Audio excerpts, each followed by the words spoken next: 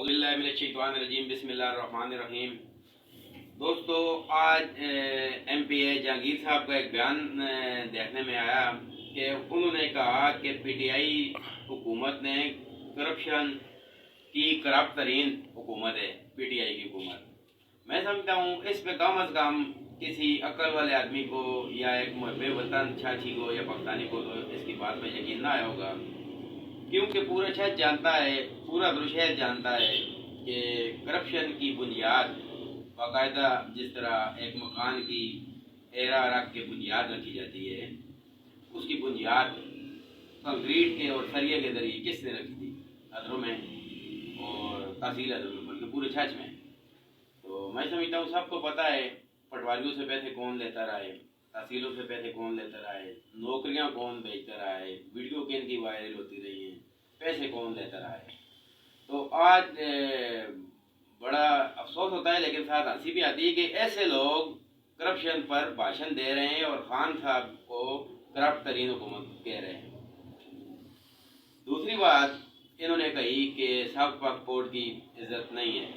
मैं समझता हूँ कि पाकिस्तान की 72 साल तारीख में जितनी सब पासपोर्ट की इज्जत आज है, इतनी इससे पहले कम अज़ कम नहीं थी।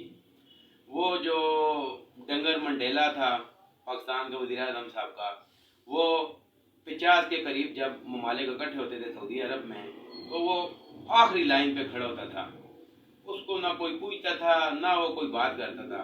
अल्हम्दुलिल्लाह वज़ीर आज़म खान के विजन के मुताबिक इस्लामाबाद में 50-52 ममालिक के सरबराह इकट्ठे होते हैं और खान साहब की पाकिस्तान की सरबराही में उनका इजलास होते हैं। तो ये साउथ पासपोर्ट की इज्जत है।